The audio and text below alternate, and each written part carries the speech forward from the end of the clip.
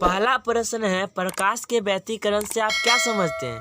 दो कला संबंध स्रोत से निकलने वाले प्रकाश तरंग के अध्यारोपण के कारण प्रकाश ऊर्जा को पुनर्वितरण करने की घटना को प्रकाश का व्यतिकरण कहते हैं। अगला प्रश्न है जो कि बहुत ही वीवीआई है, गॉस के प्रमेय को लिखें। गॉस की प्रमेय को लिखें। किसी बंद पीरियड से गुजरने वाले कुल विद्युत फ्लक्स उसके अंदर उपस्थित आवेशों का 1/ε0 गुना के बराबर होता है। यह प्रश्न बहुत वीवीआई है, जैसा कि आपको नीचे दिख रहा होगा। अगला प्रश्न है, विद्युत फ्लक्स क्या है? इसका SI मात्रक लिखिए। विद्युत क्षेत्र में रखे किसी सतह से गुजरने वाली कुल विद्युतीय बल रेखाएं की संख्या को विद्युत फ्लक्स कहते हैं। रेखाओं की संख्या को विद्युत फ्लक्स कहते हैं। इसका SI मात्रक न्यूटन मीटर स्क्वायर प्रति कूलम होता है। इसका SI मात्रक क्या होता है? न्यूटन मीटर स्क्वायर प्रति कूलम।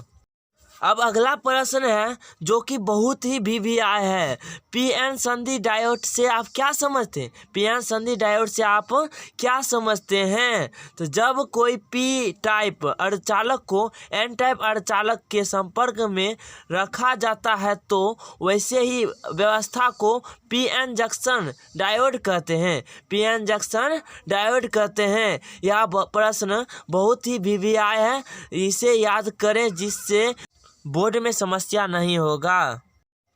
अब अगला प्रश्न है, पी टाइप अर्धचालक से आप क्या समझते हैं?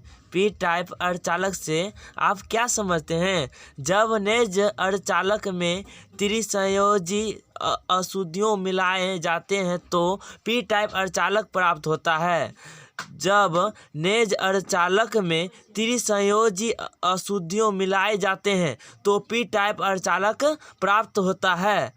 पी टाइप अर्धचालक में बहुसंख्यक वाहक होल्स तथा अल्पसंख्यक वाहक इलेक्ट्रॉन होते हैं। पी टाइप अर्धचालक में बहुसंख्यक वाहक होल्स तथा अल्पसंख्यक वाहक इलेक्ट्रॉन होते हैं। अब अगला प्रश्न 6 नंबर है, एन टाइप अर्धचालक से आप क्या समझते हैं? एन टाइप अर्धचालक से आप क्या समझते हैं? जब नेज अर्धचालक में पंच संयोजी अशुद्धि मिलाए जाते हैं।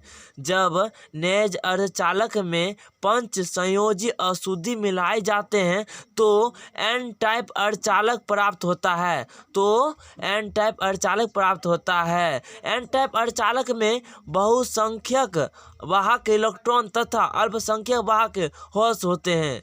एन टाइप अर्धचालक में बहुसंख्यक वाहक इलेक्ट्रॉन तथा अल्पसंख्यक वाहक होल्स होते हैं।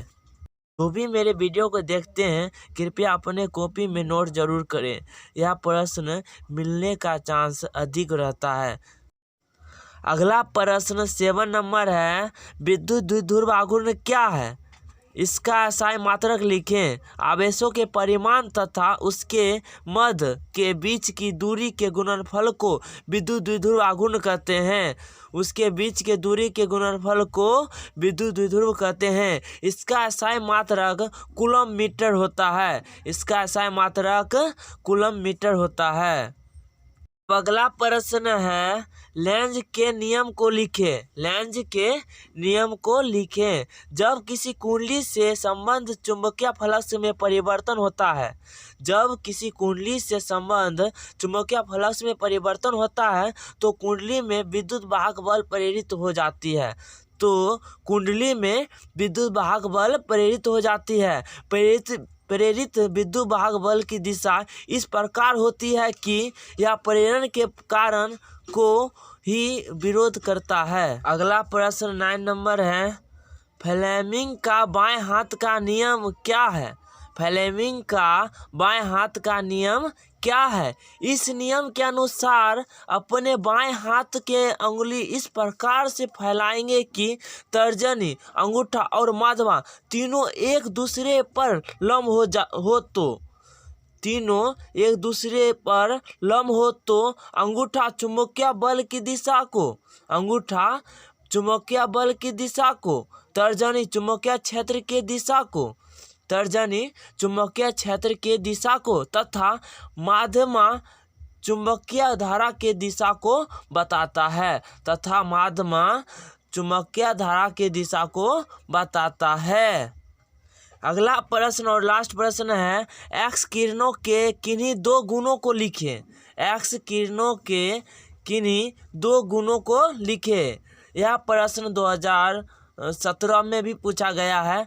इसका आंसर होगा किरण का वेग प्रकाश के वेग के बराबर होता है। किरण का वेग प्रकाश के वेग के बराबर होता है। और दूसरा होगा एक्स किरण विद्युतीय क्षेत्र तथा चुंबकीय क्षेत्र में विक्षेपित नहीं होता है। एक्स किरण विद्युतीय क्षेत्र तथा चुंबकीय क्षेत्र में विक्षेपित नहीं होता है। जो भी मेरे नए व्यूवर हैं जो वीडियो को लास्ट तक देखे हैं, कृपया कर मेरे चैनल को सब्सक्राइब करें, जिससे नए वीडियो आप तक पहुंचते रहे। और इस चैनल पर सबसे VVI प्रश्न दिया जाएगा, जिससे आपको बोर्ड में कोई परेशानी नहीं होगा। इसलिए मेरे चैनल को सब्सक्राइब कर लीजिए, जिससे हमें हिम्मत मिलती है।